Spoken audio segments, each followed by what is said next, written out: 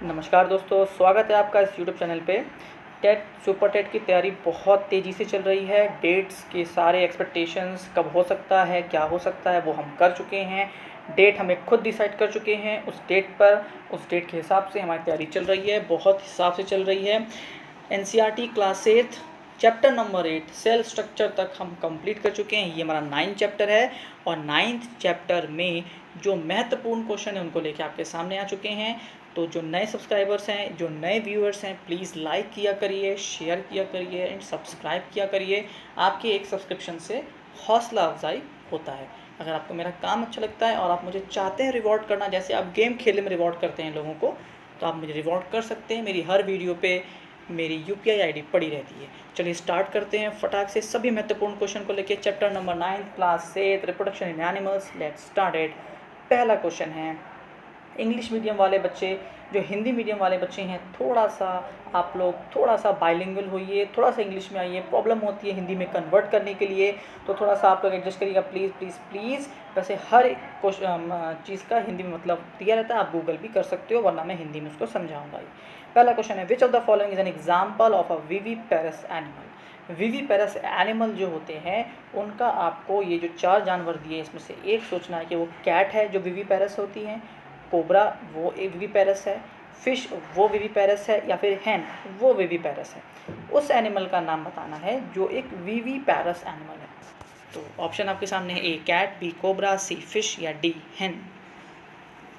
Answer आपने सोच लिया होगा, बहुत आसान क्वेश्चन है। इसका सही आंसर है ऑप्शन नंबर ए कैट। देखिए विविपेरस वो जानवर होते हैं जो बच्चों को जन्म देते हैं। दो होते हैं, एक होते हैं विविपेरस और अगले होते हैं ओविपेरस। जो विविपेरस होते हैं वो बच्चों को जन्म देते हैं, जैसे हम ह्यूमंस, हम बच्चे को जन्म देते हैं, बेबी आता है, डॉग बेबी आता है, वो विविपेरस। और जो अंडे देते हैं उनको हम कहते हैं ओविपेरस, जैसे यहाँ पर कोबरा जो कि एक सांप है, फिश मछली, हैन मतलब मुर्गी, ये सब अंडे देते हैं।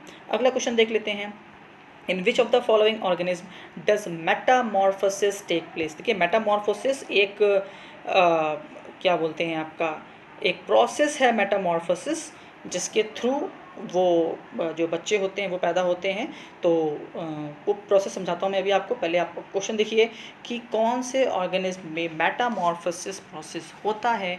इन सभी में all of the given, silk worm जो रेशम का कीड़ा होता है, फ्रॉग मतलब सभी को पता है, और बटरफ्लाई ये भी आपको सबको पता है। सभी रेशम का कीड़ा इसको हम सिल्क वॉर्म कहते हैं, फ्रॉग मतलब सभी लोग जानते हैं, एंड बटरफ्लाई तितली सभी लोग जानते हैं। ऑप्शन आपने सोच लिया होगा, आंसर आपने सोच लिया होगा, तो इसका आंसर है ऑल ऑफ द गिवन। इन सभी में क्या होता है, मेटामॉर्फोसिस प्रोसेस होता है। इसमें सडन चेंज होता है बच्चों का, मतलब आप इसमें ये होता है कि जो आप बच्चे होते हैं, जो बच्चे होते हैं इन जानवरों के, उन बच्चों को अगर आप देखोगे तो और उनके जो बड़े रूप को आप देखोगे तो आप कहोगे ही नहीं कि ये इसके बच्चे हैं, क्योंकि सडन चेंज होता है, अचानक से एक इसके लिए वर्ड यूज़ होता है ड्रास्टिक चेंज होता है उस बच्चे में और बड़े में, कि वो अलग ही रूप में दिखाता है। जैसे अगर आप फ्रॉग की बात करें तो उसके बच्चे को देखेंगे ना, टैडपोल को देखेंगे तो लगता है मछली है, बट वो जब बड़ा होता है तो वो बिल्कुल ड्रास्टिक चेंज अचानक से बदल जाता है। तो इसका आंसर हो गया ऑल ऑफ द अबव। अगला क्वेश्चन देते हैं, female gamete in human is called. जो फीमेल गैमीट होता है उस और ह्यूमंस, उसको हम किस नाम से जानते हैं। पहला ओवा, ओवरी, यूटेरस या फिर स्पर्म। फीमेल गैमीट को जो ह्यूमन में है उसको हम किस नाम से जानते हैं, ओवा, ओवरी, यूटेरस या फिर स्पर्म। आपने ऑप्शन सोच लिया, बहुत आसान क्वेश्चन है। उसको हम ओवा कहते हैं। देखिए बॉडी में 2 गैमीट हैं, एक मेल गैमीट है, एक फीमेल। फीमेल्स में फीमेल गैमीट, मेल में मेल गैमीट। जब रिप्रोडक्शन प्रोसेस होती है तो मेल गैमीट और जो फीमेल गैमीट होते हैं वो आके आपस में मिल जाते हैं और फर्टिलाइजेशन जो प्रोसेस है वो कंप्लीट होता है। तो जो फीमेल गैमीट होता है उसको हम ओवा कहते हैं और जो मेल गैमीट होता है उसको हम स्पर्म कहते हैं। ठीक है, अगला क्वेश्चन देख लेते हैं, the testis produce male gamete called. देखिए मैंने इसका नाम अभी आपको पहले ही बता दिया है वैसे, बट फिर भी आप देख लेते हैं, क्वेश्चन आपके सामने है कि जो मेल गैमीट है, जो टेस्टिस हैं वो मेल गैमीट को जनरेट करते हैं, उस मेल गैमीट का नाम क्या है? तो अभी थोड़ी देर पहले जस्ट बताया। ऑप्शंस है ओवम, जाइगोट, फीटस या फिर स्पर्म्स। तो ऑप्शन आपको मैं ऑलरेडी बता चुका हूँ, आंसर आपको पता ही हो चुका होगा अगर आप ध्यान से सुन रहे होंगे।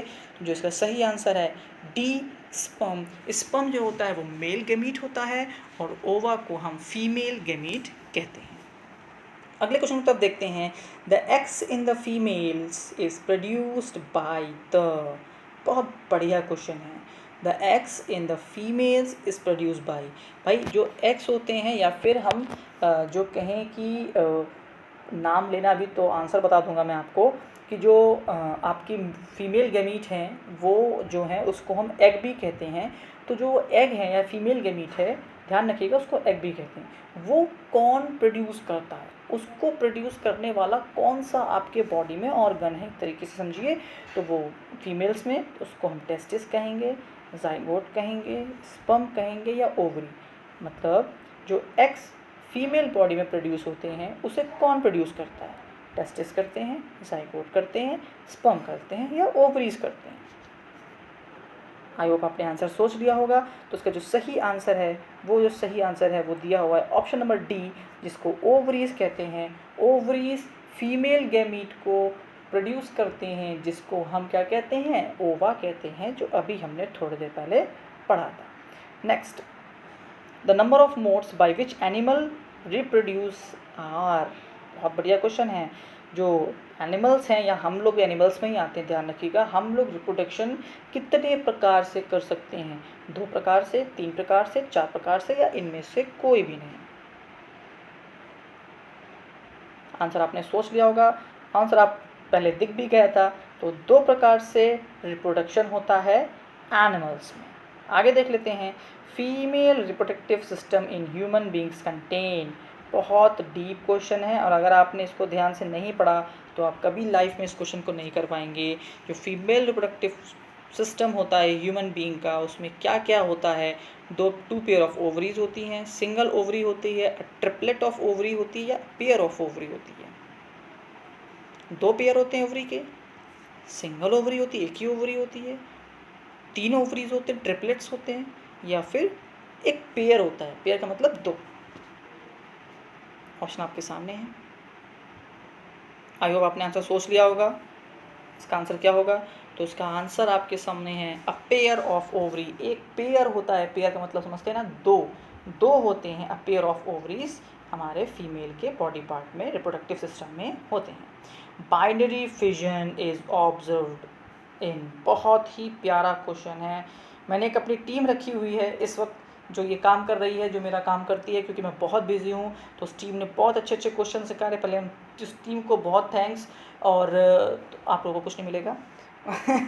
Binary fission is observed in hydra, yeast, amoeba and human being, बहुत बढ़िया क्वेश्चन है।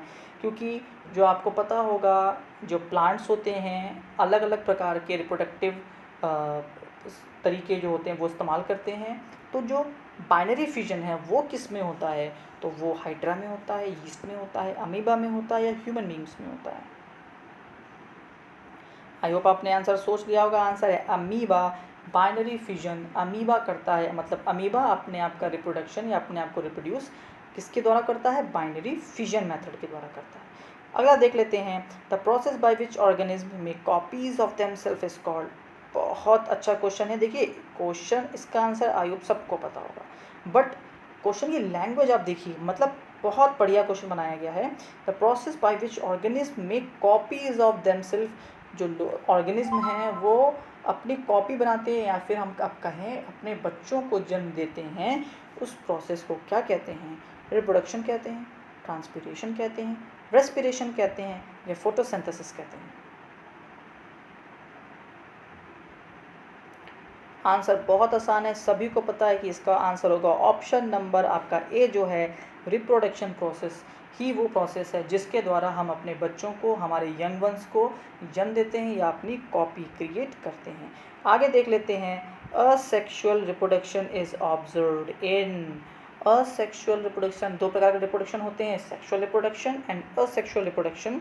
तो जो असेक्सुअल रिप्रोडक्शन है वो इन किस में से होता है? काऊ में होता है, बफेलो में होता है, स्पंज में होता है या फिर हैन में होता है? आपने आंसर सोच लिया होगा। इसका आंसर है ऑप्शन नंबर सी, स्पंज जो है आपका उसमें असेक्सुअल रिप्रोडक्शन ऑब्जर्व होता है, या फिर वो असेक्सुअल रिप्रोडक्शन से अपने आप को क्या करता है, रिप्रोड्यूस करता है। आगे देख लेते हैं, name the process in which tadpoles developed into young frog. अभी देखिए थोड़ी देर पहले यही क्वेश्चन घुमा के पूछा गया था और अब फिर से घुमा के पूछा गया है कि जो यंग टैडपोल फ्रॉग के हैं वो कौन से प्रोसेस से अपने आप को बड़ा करते हैं या डेवलप होते हैं, बर्डिंग, फर्टिलाइजेशन, मेटामॉर्फोसिस या एम्बेडिंग। अगर आप पिछले क्वेश्चन को ध्यान से सुन के आए हैं, कुछ क्वेश्चंस पहले था वो, आपको आंसर समझ में आ चुका होगा। बिल्कुल बिल्कुल बिल्कुल, ऑप्शन नंबर सी जो है वो उसका बिल्कुल सही है। मेटामॉर्फोसिस वो प्रोसेस है जिसमें ड्रेसिटिक चेंज होता है और टैडपोल फ्रॉग में कन्वर्ट हो जाता है। Hydra, the mode of reproduction is, जो हाइड्रा है प्लांट किंगडम में, वो किस तरीके से, कौन सा रिप्रोडक्शन का तरीका इस्तेमाल करता है, सेक्सुअल या असेक्सुअल या दोनों करता है या इनमें से कोई भी नहीं। सोचिए और अपना आंसर टिक करिए।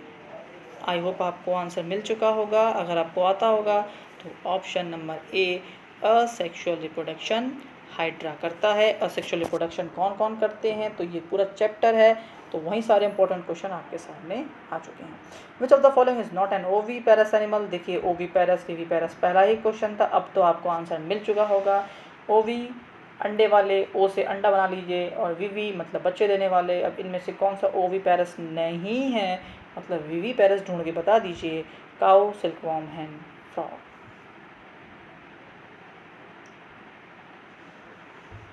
आंसर सोच लिया होगा, बहुत आसान हो गया। काउ वो है जो वीवी पैरस है, बाकी सब अंडे।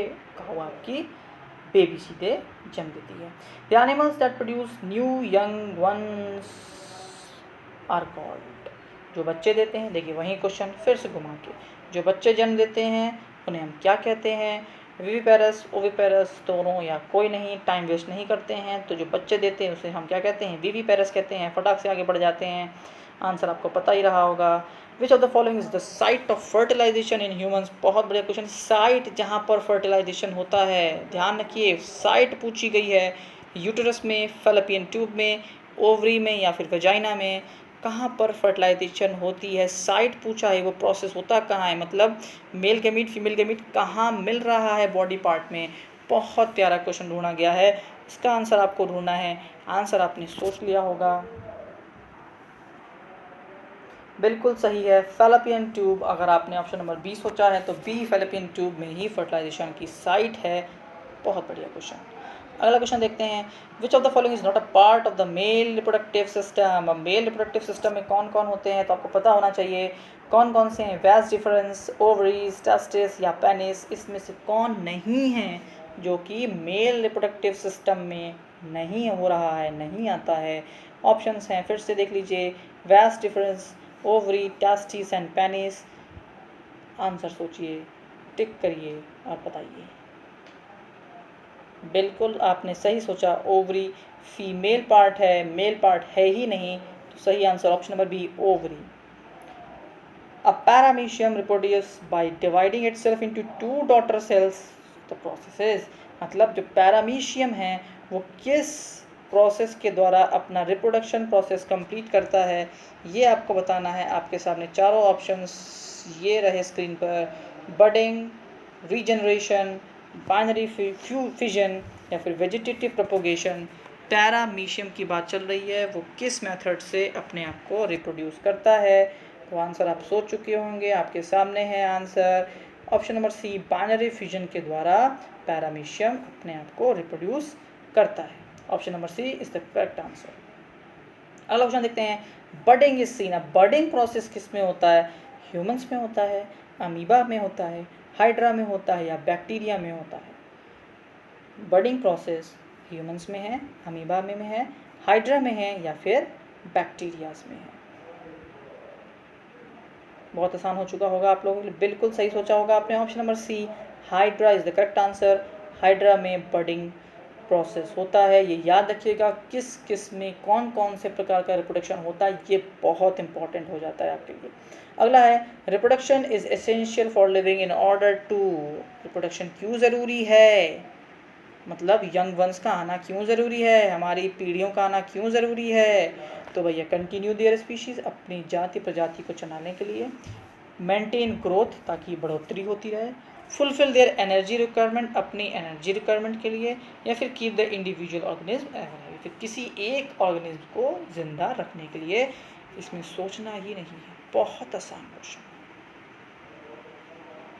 बिल्कुल सही आंसर आप लोगों ने सोच लिया है। अपनी जाति प्रजाति को चलाने के लिए, अपनी स्पीशीज़ को चलाने के लिए हम अगर रिप्रोड्यूस नहीं करेंगे, हम अपने यंग वंस को जन्म नहीं देंगे, तो धीमे धीमे ह्यूमंस ख़त्म हो जाएंगे, लेकिन ऐसा हमको करना नहीं है।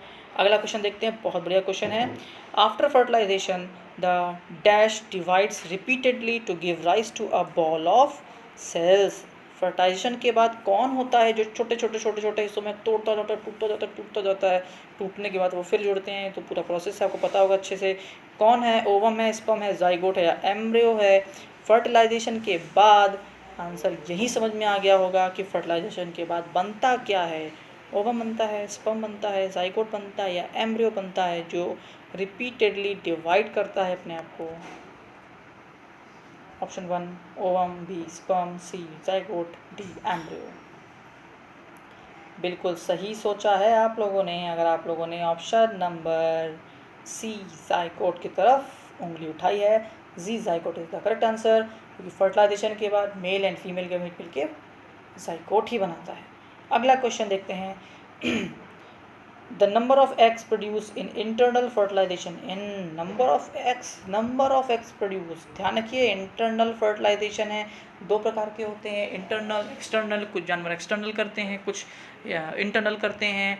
तो कितने नंबर ऑफ एग्स जनरेट होते हैं, प्रोड्यूस होते हैं more than an external fertilization, external fertilization से ज़्यादा होते हैं, या फिर लेस देन एक्सटर्नल फर्टिलाइजेशन, या फिर मोर और less than external fertilization depending on the environmental condition, या फिर इक्वल टू एक्सटर्नल फर्टिलाइजेशन। बहुत अच्छे क्वेश्चंस हैं। ये क्वेश्चंस आपको किसी भी और वीडियो में देखने के लिए मिल जाए तो ज़रूर बताइएगा। Less than external fertilization, external fertilization में बहुत ज़्यादा एग प्रोड्यूस होते हैं। एक्सटर्नल फर्टिलाइजेशन में क्या होता है, पहले फीमेल आती है, अपने सारे एग्स छोड़ जाती है, बहुत सारे एग्स छोड़ जाती है, उसके बाद आता है मेल, और उसके बाद वो अपने गैमेट्स को छोड़ता है। आगे देखते हैं, which is not a viviparous animal. फिर से क्वेश्चन रिपीट हो गया, कोई बात नहीं, लेकिन फिर भी कौन सा नहीं है, ह्यूमन बीइंग, काउ, डॉग या फिर बटरफ्लाई, कौन सा नहीं है विविपेरस। तो जो भाई अंडा दे रहा होगा बटरफ्लाई। इस क्वेश्चन पे ज़्यादा टाइम वेस्ट नहीं करेंगे। Animals exhibiting external fertilization produce large number of gametes, pick the appropriate reason for the following. जैसे हमने देखा कि जो एक्सटर्नल फर्टिलाइजेशन करते हैं उसमें अंडे ज़्यादा निकलते हैं, मतलब उसमें जो गैमीट्स हैं, जो एग्स हैं, वो ज़्यादा निकलते हैं। ऐसा क्यों, ऐसा रीज़न क्या हो सकता है। तो सबसे पहले the animals are small in size and want to produce more offspring, वो छोटे जानवर होते हैं और ज़्यादा बच्चों को पैदा करना चाहते हैं। Food is available in plenty in water, मतलब पानी बहुत खाना मिलता है, तो भाई ठीक है गैमेट्स पे गैमेट्स छोड़ते रहिए। To ensure better chance of fertilization, ये कि भाई अगर हमने 100 अंडे मान लीजिए छोड़े तो शायद ज़्यादा से ज़्यादा लोग फर्टिलाइज हो सकें, मान लो ना हो पाए तो इस सोच से। या फिर water promotes production of large number of gametes, या फिर वाटर जो है वो ये रीज़न है, अपने आप रीज़न बन जाता है ज़्यादा से ज़्यादा गैमीट्स रिप्रोडक्शन में। बहुत अच्छा क्वेश्चन है, बहुत बढ़िया क्वेश्चन है। इसका आंसर आपको मालूम चल चुका होगा, क्योंकि to ensure better chance of fertilization, देखिए पानी में बहुत प्रकार के जानवर रहते हैं, मछलियाँ रहती हैं, तो उन्हें पता है कि वो जितने भी गैमीट्स को जनरेट करेंगे वो कोई ना कोई तो आके खा ही जाना है। या फिर पानी कहीं गर्म हुआ, टेम्परेचर ज़्यादा हो गया, बहुत तेज़ बहाव आ गया, बह गए, कुछ भी हो सकता है। तो वो जानते हैं कि फर्टिलाइजेशन अगर वो 100 अंडे भी दिए या फिर 100 उन्होंने गैमीट्स छोड़े, तो उसमें से मुश्किल से 50 भी नहीं होने, और 50 होते होते लास्ट में करते करते कोई खाते पीते मरते बचते, बेचारे बचते कितने हैं, 4-5 बचते हैं। तो इसलिए वो ज़्यादा से ज़्यादा गैमीट्स को छोड़ते हैं। The list of animals given below, hen is the odd one out, hen is the odd one out, human being, cow, dog, hen। थोड़ा सा क्वेश्चन ये है कि ध्यान से सुनिएगा कि इस 4 में हैन अलग है, ऐसा क्यों? क्यों? इट अंडरगोज इंटरनल फर्टिलाइजेशन, इसमें से हैन अलग क्यों है? ह्यूमन बींग, काउ, डॉग और हैन में हैन अलग है, क्यों है? क्यों? क्योंकि वो इंटरनल फर्टिलाइजेशन करती है, वो एक ओवीपेरस है, वो एक विवीपेरस है, या फिर वो एक्सटर्नल फर्टिलाइजेशन करती है। तो इसका आंसर बिल्कुल सही है। वहीं ओवीपेरस एनिमल है, अंडा देती है, तो ये इन सबसे अलग है। Which of the following shows external fertilization, इन सब में से किसमें एक्सटर्नल फर्टिलाइजेशन होता है, मतलब बॉडी के बाहर, पानी वाली बात है। फ्रॉग, ह्यूमन बींग, काउ, हैन। बहुत आसान क्वेश्चन है, आप सभी को पता होगा क्या इसका आंसर है। तो बिल्कुल आपने सही सोचा, option number A frog is the correct answer. अंडे बाहर होते हैं इनके, ना कि बॉडी के अंदर बच्चे पैदा होते हैं। द मेल गैमीट और sperm consist of, male gamete जो पूरा उसका स्ट्रक्चर है उसमें कितने पार्ट होते हैं? 3 पार्ट होते हैं, 2 पार्ट होते हैं, 4 पार्ट होते हैं, या फिर इनमें से कोई भी नहीं? बिल्कुल सही सोच लिया आपने, 3 पार्ट होते हैं, हेड, टेल और बीच का बॉडी पार्ट। बिल्कुल सही आंसर है। इंटरनल फर्टिलाइजेशन टेक प्लेस, जो इंटरनल फर्टिलाइजेशन होता है वो बॉडी में कहाँ होता है? Inside male body, inside female body, outside female body या आउटसाइड मेल बॉडी? नाम ही है इंटरनल, तो आउटसाइड का मतलब ही नहीं। अब मेल में होता है कि फीमेल में, ये आप सोच लीजिए। मेरे हिसाब से इसका तो किसी को आंसर में कन्फ्यूजन होना ही नहीं चाहिए। Inside female body, option number B is the correct answer. In humans the development of fertilize eggs takes place in the human में जो एग फर्टिलाइज हो गया वो कहाँ पर डेवलप करता है? ओवरी में, ओविडक्ट में, टेस्टिस में या फिर यूटरस में? डेवलपमेंट की बात चल रही है, ध्यान रखिएगा। ऐसा ही क्वेश्चन आप पीछे पढ़ चुके हैं, लेकिन वो साइट ऑफ फर्टिलाइजेशन नहीं है, ये डेवलपमेंट पूछ रहा है। तो बिल्कुल आपने सही सोचा, यूटरस जो होता है वहाँ पे बच्चे का पूरा बढ़ोतरी या आगे वो बड़ा वहीं होता है। नेक्स्ट है क्वेश्चन है the cell formed after fertilization is called. ये तो बहुत प्यारा क्वेश्चन है। सेल जो होते हैं फर्टिलाइजेशन के बाद उसे हम क्या कहते हैं? उसको हम एम्ब्रियो कहते हैं, फीटस कहते हैं, जाइगोट कहते हैं या एग कहते हैं? बहुत आसान क्वेश्चन है, जो डेफिनेशन ही है बिल्कुल। फर्टिलाइजेशन के बाद क्या बनता है भाई? तो बहुत आसान क्वेश्चन था, जाइगोट बनता है। Zygote is formed after fertilization. The fusion of sperm and ova usually occurs in the fusion of sperm and ova कहाँ होता है? usually कहाँ होता है? ओवरी में होता है, यूटरस में होता है, टेस्टिस में होता है या ओविडक्ट में होता है? फ्यूजन ऑफ स्पर्म एंड ओवा, स्पर्म एंड ओवा का कहाँ पर फ्यूजन होता है? ओवरी, यूटरस, टेस्टिस या ओविडक्ट? आंसर आपको मिल चुका होगा। बिल्कुल सही सोचा, ओविडक्ट वो प्लेस है जहाँ पर fusion of sperm and ova होता है। Set of reproductive terms are given, choose the set that has an incorrect combination. Set दिए गए हैं रिप्रोडक्टिव टर्म्स के, sperm, testis, sperm duct, penis, menstruation, egg, oviduct, uterus, sperm, oviduct, egg, uterus या फिर ovulation, egg, oviduct and uterus. Set पूछा है reproductive terms का, कौन सा इसमें इनकरेक्ट है? तो आंसर आप सब देख चुके थे शायद पहले ही, मेरी गलती की वजह से। Sperm, oviduct, egg and uterus. देखिए बहुत मेहनत की गई है, बहुत अच्छे अच्छे क्वेश्चन ढूंढ के लाए गए हैं। कभी कभी क्या होता है, थोड़ा सा किसी न किसी क्वेश्चन में बाय चांस या तो आंसर लिखने में गलती होती है या फिर एक्सप्लेनेशन के टाइम पर थोड़ा माइंडसेट दूसरी जगह होता है। तो कभी कभी कुछ क्वेश्चंस होते हैं जिसमें थोड़ी गलती हो जाती है, तो वो आप कमेंट में डाल दिया करिए। ह्यूमन एरर है, भगवान मैं भी नहीं हूँ, कहीं ना कहीं गलती हो जाती है। आप बता देंगे तो वो चीज़ें मैं ठीक कर लूँगा और सभी के लिए वो चीज़ अच्छी हो जाएंगी। एक दो यूज़र्स हैं, एक दो व्यूअर्स हैं, बहुत अच्छे बच्चे हैं, बहुत पढ़ाई करते हैं और वो हमेशा बताते रहते हैं कि सर यहाँ पे कुछ ख़राब था, यहाँ पे गलत था। ये बहुत ज़रूरी है कंटेंट के बहुत अच्छे होने के लिए, तो ये आप लोग करते रहिए। देखिए कमियां मत निकालने बैठिए, आपको कमियां नहीं निकालनी है। मेरी कमी निकालने से आपको कुछ नहीं मिलने वाला। भाई मेरी कमी निकाल लोगे, शायद आप कमेंट में 4 लोगों को देखोगे नहीं हाँ भाई ये बड़ा अच्छा बच्चा है, उससे ज़्यादा कुछ नहीं होगा। हाँ कहीं कुछ गलत है तो ज़रूर बताइए, कमी निकालने में मत, अपना सिलेक्शन सोचिए